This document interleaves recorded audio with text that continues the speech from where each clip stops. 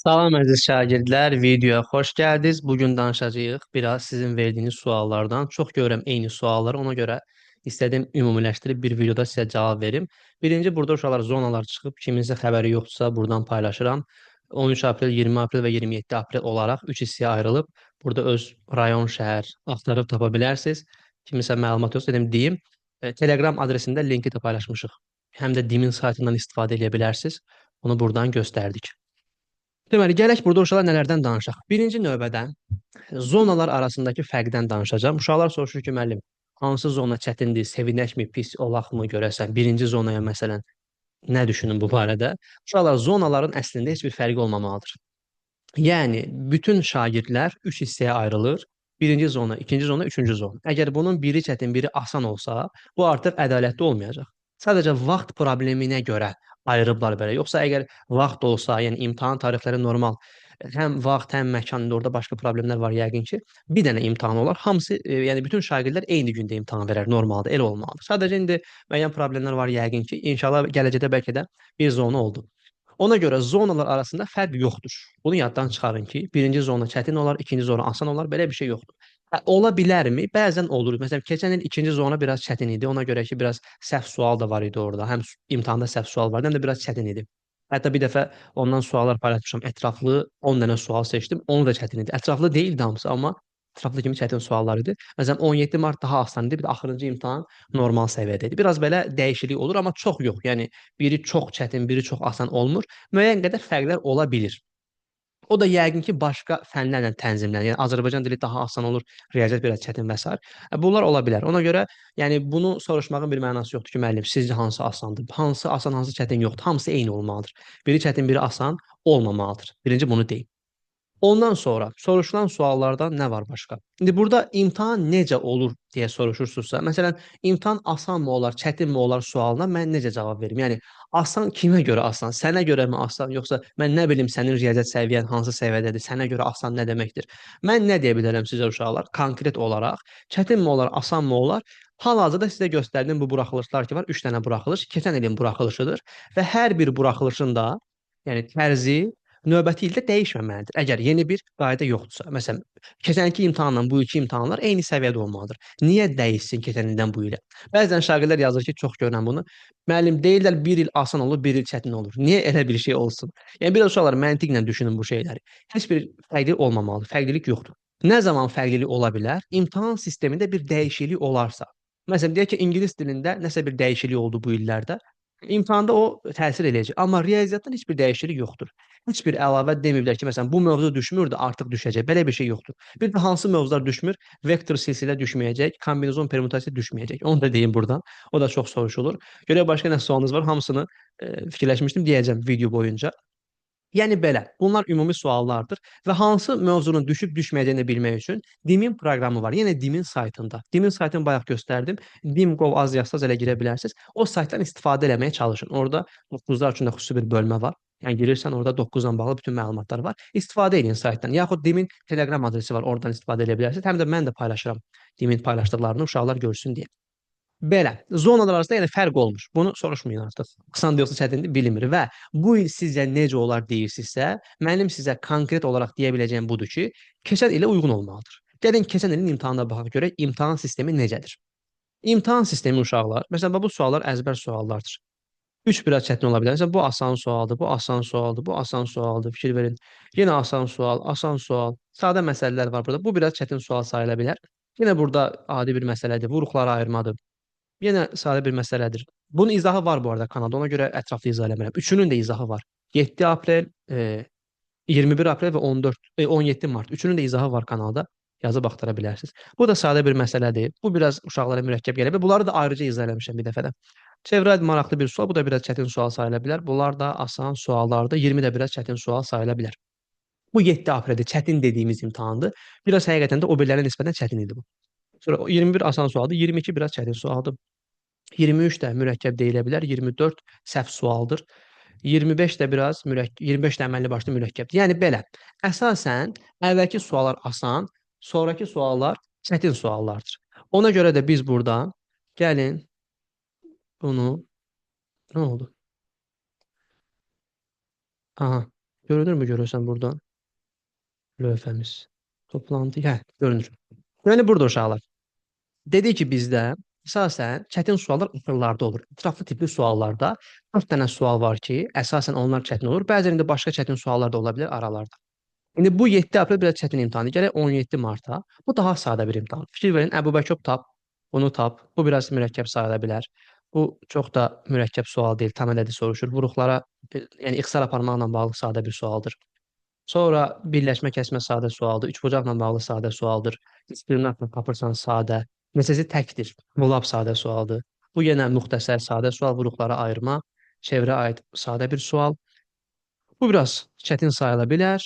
Yəni burada hər tərəfi ona vurub hesablayırsınız. Bu da ehtimala aid orta bir sualdır. Bu da sadə bir sualdır. İndi mən sadə deyirəm, yəni çox da sadə suallar deyil. İndi hamıya sadə gəlməyə bilər. Ortalama. Məsələn, burada uşaqların çoxu səhv eləmişdi. Bu da ortapa bir sual sayıla bilər. Bu da nisbətən çətin sual sayıla bilər. 21 də çətin sual sayıla bilər, 22 də. Axırlara doğru artıq suallar çətinləşir. 23 məsələn 11-ci sinifin buraxılışına düşmüş sualdır. Təzədən gəlib 9-a düşüb. Bu çətin sualdır. 20-25 də ortabab suallar sayıla bilər. Yəni belə, ümumi imtahan səviyyəsini yoxlamaq üçün nə edə bilərsiniz? Əvvəlki illərin imtahanlarına baxa bilərsiniz. Amma daha dəqiq nəticə istəyirsinizsə, keçən ilin imtahanına baxın. Çünki ən yaxın illərdə imtahanlar bir-birinə daha uyğun olur. Məsələn, 3-4 il əvvəlki imtahan, hə, ola bilər ki, daha fərqli olsun. Amma hal-hazırda bizim baxa biləcəyimiz, yəni nisbətən deyə biləcəyimiz kimi bu imtahan kimi düşəcək, o bu imtahanlardır. 2024-ün imtahanları. Yəni bunlara baxın, bunları işləyin. YouTube kanalımızda var. Telegramda PDF-i də olmalıdır. Yəni belə, bu imtahanla bağlı deyəcəklərim idi. Sadəcə istəyirəm ki, uşaqlar, bu narahatlığınız olmasın da, yəni necə olacaq? Çünki baxıram ki, uşaqlar vaxtını buna sərf eləyir. Asanmı düşər, çətinmi düşər? Bu imtahanda bu qədər yazdım. Sizcə bu imtahana nə qədər yazaram? Yəni bunlar ümumiyyətlə mənim bilə biləcəyim bir şey də deyil. Mən hardan bilim ki, sən güvən imtahanda bu qədər yazmısan, imtahanda onda bu qədər yazır. Yəni bu bilinmir. Baxır güvənin hansı imtahanı çətindimi, asandımı? Yəni bu güvənlə imtahan arasında hansı uyğunluq var, hansı uyğunsuzluq var? Yəni bunları boş verin. Belə şeyləri heç kim sizə dəqiq deyə bilməz. Yəni biz falçı deyilik. Mən riyaziyyat müəllimiyəm. Sənə riyaziyyat öyrənməkdə kömək eləyə bilərəm. Necə yazacaqsan onu deyə bilmərəm sənə. O artıq səndən asılıdır. Dərslərini yaxşı oxursansa inşallah 25 də yaza bilərsən. Qorxusu yoxdur. Bu belə.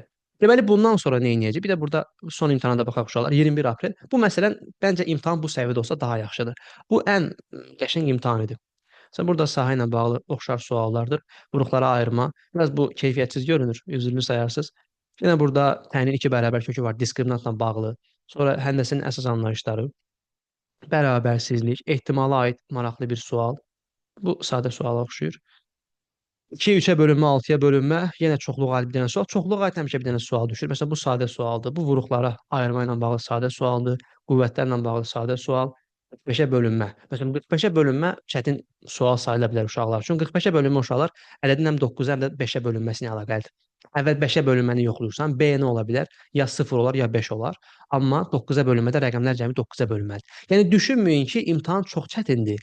Eyni zamanda düşünməyin ki, imtahan çox asandır. İmtahan çox asan deyil. Məsələn, baxırsan ki, bunlar elə belə suallar deyil. Həqiqətən də hamısı asan suallardan ibarət deyil. Məsələn, bir 15-i deyə bilərəm ki, çox asan düşür, amma qalan 10 dənəsi yəni, çox da asan deyil. Özünüz baxın, görün suallar çox asandırmı? Mən deməzdim. Sən burada yenə ətraflı suallar 82-dən 85-ə. Bunlar həmişə çətin olur. Yəni bunların qorxusu yoxdur. Bunlar həmişə belə olur. Qalan suallar inşallah asan olsa daha yaxşı olar. Və siz uşaqlar burdakı sualların bir çoxunu əvvəlcədən görmüş olacaqsınız. Güvən işləyirsən, toplu işləyirsən müəyyən qədər, toplu tam işləmə biraz uzaqdan ağırdır, ehtiyac da yoxdur. Mən işlədirəm məsələn müəyyən bir qismlərini indi işlədirəm uşaqlara. Güvəni tam bitirəndən sonra sınaqları işlədik, indi qayıdıb topludan işləyirik. Əlavə də suallar atıram arada. Sınaqlar hazırlamışam. Sınaq qrupumuza bu arada qoşulmaq üçün yaza bilərsiniz uşaqlar. Burada qeyd edeyim sınaq qrupunu. 070 693 13 77 WhatsApp-dan yazıb əlaqə saxlaya bilərsiniz. Ödənişli sınaqlar qrupumuzdur. Ödənişlidir. Cüzi bir ödənişi var. Orada biz sizə buraxılışa uyğun, ətraflı sualları belə çətinləşdirilmiş suallar göndəririk, siz də işləyirsiniz, izahlarını da göndəririk təbii ki, yazıb məlumat ala bilərsiniz. Bax belə, biz də indi uşaqlardan bunları işləyirik. İmtahana qədər bir 30 dənə sınaq işləsək, tam bəsdir. Yəni 30 dənə sınaq işləyən uşaq artıq imtahana çox bir çətinlik çəkməz. Bir də əvvəlki illərin buraxılışlarını işləmək lazımdır. Belə uşaqlar, deyəcəklərim bu qədər. Çox uzatmaq istəmirəm, sizi də yormayım. İstədim ki, bu suallarınıza cavab verim bir dəfəlik. Çünki hər dəfə görürəm şəhərlərdə müəllim sizcə asan olar yoxsa çətin olar? Suallar bilmirəm. Vallahi mən nəinki mən heç bir müəllim bilmir ki, imtahan asan olar yoxsa çətin olar. Bunu heç kim bilə bilməz. Müəllim nə qədər təcrübəli olursa olsun, müəllimin təcrübəsinin kimin necə sual salacağına nə əlaqəsi var? Yəni onu necə qurursunuz ki, müəllim riyaziyyat müəllimidir, onu da bilər də imtahan necə düşür. Müəllim bilmir. Müəllim sənə nə deyə bilər? Keçən ildə düşən suallara oxşar düşəcək. Bunu deyə bilər ki, məsələn, müəllim zonalar arasındakı fərq ola biləcəkmi? Müəllim düşünür məntiqlə deyir ki, bütün zonalar uşaqlar bərabər hüquqlu olduğu üçün eyni olmalıdır imtahan sistemi. Onda hamıya eyni səviyyədə olmalıdır. Yəni məntiqi düşünürük də, din də məntiqi düşündüyü üçün eyni səviyyədə suallar salmalıdır. Yəni belə. Ona görə bu suallarla özünüzü yormayın. Siz çalışın ki, oxuyun, təkrarlayın, qaydaları yaxşı öyrənin, qaydaların hardan gəldiyini öyrənin. Bir daha özünüzü yormayın. Asan düşər, çətin düşər. Hələ bir ay bundan sonra olacaq. Bir ay elə bu sualları işləyəcəyik ki, müəllim sizcə asan düşər yoxsa çətin? Yəni məncə uşaqlar bir önəmi yoxdur. Nəinki məncə heç bir müəllimin fikrinin, indi müəllimlərə hörmətsizlik kimi demirəm, heç bir müəllimin fikrinin önəmi yoxdur burada. Çünki müəllimlər görürəm proqnozlaşdırırlar ki, çətin olar, imtahan asan olur. Asan deyirlər, bəzən çətin olur. Bəzən asan deyir, asan olur. İndi o da ola bilər. 50% ehtimal. Mən sizə 50% ehtimalla yalan niyə deyim ki, uşaqlar asan olacaq, axırda gedir çətin olur. Olmaz. Ona görə deyirik ki, əvvəlki illər səviyyəsində olmalıdır. Əvvəlki illərin buraxılışlarını işləyin. Görün nə qədər yaza bilərsiniz. Üçünü də işləyin. Baxmadan suallar. İşləyin bir dəfə və görün nə qədər yığırsa, imtahanda da ona yaxın bir şeylər yığmalısınız, məntiqi cəhətdən. Və başqa kursların imtahanları ilə bunu uyğunlaşdırmayın. Çünki oxşar olmaya bilər. Məsələn, mən uşaqlara suallar hazırlayanda nisbətən çətin suallar hazırlayıram ki, yəni mən orada buraxılış tipində asan bir imtahan hazırlamıram. Suallar məsələn deyək ki, 10 dənəsi su kimi olsun. Olmasın. 10 dənəsi də orta səviyyədə olsun ki, uşaq yeni bir şey öyrənsin. Asan suallar onsuz da yazacaq da. Çətin orta sualları öyrədək ki, asanları onsuz da yazacaqsınız. Yəni belə sınaq qrupunda biz buna önəm veririk. Belə, bu qədər uşaqlar. Ümid edirəm sizə faydalı oldu. Sual işarələri beyninizdə varsa artıq yoxdur. Asan olar, çətin olar suallara artıq verməyəcəksiniz. Çünki heç kim bilmir bunu. Özünüzü aldatmayın. Yaxud müəllim bu qədər yazıram, imtahana nə qədər yazıram, bunu da heç kim bilmir. Bunu ancaq min imtahan olandan sonra bilə biləcək ki, nə qədər yaza bilərsiniz. Amma təbii ki, hər bir kəs imtahanda 25 yaza bilər. Doğru oxuyaraq, öyrənərək, qaydalar işləyərək, qaydalar yaxşı-yaxşı üzərində işləyərək, yəni bir qaydanı yadda qalmırsa 50 dəfə yaz. Necəsə uyğunlaşdır, düsturu yadda saxla. Uyğunlaşdırmaqla, yəni real həyatla bir uyğunlaşdır, düsturu gör. Nəyindən oxşada bilirsən. Məsələn, bax belə, çalışın ki, düsturları, qaydaları yaxşı bilin. Qayda öyrənsəz, düstur öyrənsəz, yəni hər şeyi yaxşı bilsəz. Məsələn, möhtəşəm üçünü bilirsən, nə bilim, Evklidi bilirsən, üçbucaqla bağlı danışıram, müxtəsəri yaxşı bilirsən, nə bilim, çox qaydalar bilin, hamısını demək, çevrədəki qaydaları hamısını bilirsənsə, imtahanda artıq qalıb sənin onu orada görə bilməyin. Başqa heç nə yoxdur. Yox, sən qayda bilmirsənsə, özünü yorma. İmtahana gedəcəksən, qayda bilmirsən deyə bilməyəcəyin sual görəcəksən. Əgər istəyirsən ki, orada sənin çətinliyin olmasın, qaydaları yaxşı öyrən, teoremləri yaxşı öyrən, çalış isbatlarını da öyrənəsən. Tutar gör bu teoremin isbatı necədir. Bir çox kanallarda var. Mən də çalışıram arada paylaşım. Yəni belə, bunları biləndən sonra artıq qorxusu yoxdur. Yerdə qaldı sənin orada stres yaşamadan, yəni qorxu yaşamadan imtahanı işləmək. Bu qədər bəsit. Ona görə çalışın uşaqlar, dərslərinizi yaxşı oxuyun. Başqa sualları boş verin. Özünüzü bunlarla yorursunuz. Fikriniz qalır, görəsən mən Hüseyn müəllimdən soruşdum. Hüseyn müəllim cavab verdimi? Beyin biraz onunla məşğuldur. Artıq sənin beynin aktivlik faizi düşdü aşağı. Beyin fokuslanmalıdır nəyə? Dərsə. Xüsusən nə vaxt oxuya bilərsiniz? Gecə vaxtları, yəni yatmağa az qalmış, bir yarım saat düsturları yaxşı-yaxşı öyrənin. Yatan tərəfə də artıq beyində o düsturlar təkrarlanır özü üçün. Müəyyən qədər bunun faydası var. Bir də səhər tez oyanın biraz. İndi bilirəm məktəbə gedirsiniz, onsuz da tez oyanırsınız. Məktəbdə də oxuya bilərsiniz arada tənəffüsdə və s. Çalışın məktəbə getməmişdə biraz bir 15 dəqiqə oxuyun, çox yox. Biraz idman edin, özünüzə gəlin, sonra başlayın. Qaydaları təkrarlayın. Testləri istəməyin, test səhər nə test, amma qaydaları yaxşı öyrənin. Düsturları bilin ki, hamısı beyninizdədir. Bunu əzbər biləndən sonra qalanı rahat olacaq. Belə uşaqlar, danışdıqca uzadıram, çox uzatmağın da mənası yoxdur. Deyə biləcəyim bütün məsləhətləri sizə verdim. İndi yerdə qaldı biraz sistemli təkrarlamaq. Çalışın ki, mövzuları yazın özünüz üçün. Bu artıq sizin belə deyək, fikrinizdən asılıdır. Siz necə eləyə bilərsiniz ki, daha yaxşı təkrarlayasınız. Bunu kimdənsə soruşmayın. Özünüz üçün, məsələn, mən də abituriyent olmuşam, mən də 9-da oxumuşam. Mən otururdum, məsələn, bu mövzu yazdım natural deyək ki, buraya yazdım natural. Buraya yazdım adi olum. Bütün mövzuları yazdım. Sonra başlayıram natural təkrarlayıram. Məsələn, qaydaları yadımda qalmırsa. Sonra adi olunu kəsirlər. Qayıdıram 3-4 mövzu. Bəzən bir də qayıdıram geriyə. Yenə təkrarlayıram. Gəlirəm 6 mövzu. Yenə qayıdıram geriyə. Bax belə-belə artıq hər şey yadımızda qalır. Unutmayın ki, bizdə bir daimi yaddaş var, bir də müvəqqəti yaddaş var. Sən düsturu bir dəfə öyrəndikdən sonra o düstur yadından çıxa bilər. Amma tez-tez təkrarlasan, beyin görür ki, dediyimiz, yəni məcaz olaraq. Beyin görür ki, artıq sən bu düstur sənə lazımdır. Sən bunu tez-tez istifadə edirsən, tez-tez oxuyursan, beyin onu artıq daimi yaddaşa. Daimi yaddaşa düşəndən sonra artıq o uzun müddət silinməz. Minimum bir 6 ay silinməz. Amma deyək ki, sən onu bir dəfə oxudun, unutdun, o da getdi. Təzədən yenə onu görməlisən. Təbii ki, 2-3 dəfə eyni şey görəndə müəyyən qədər yaddaşda oturur. Məsələn, deyək ki, uşaq bir dəfə bir kitabı işləyir, yenidən qaydanda əvvəli artıq görür ki, hə, mənim yadımdadır bəzi suallar. Ona görə bir dəfə işləməyin də faydası var. Yəni belə çalışın ki, tez-tez təkrarlayın düsturları, qaydaları. Təkrar biliyin anasıdır deyiblər. Elə belə deməyiblər bunu. Əsas məsələ təbii ki, nədir? Qayda, düsturları yaxşı bilmək. Qalan şeylər düzələcək. Testdə təbii ki, işləməlisiniz, tətbiqi də bilməlisiniz, amma ilk növbədə qayda, düstur, teorem, tərif də önəmlidir. Məsələn, desəm ki, uşaqlar üçbucaq nəyə deyilir? Uşaq deyir, mən 3 nöqtəsini var, birləşdirirəm.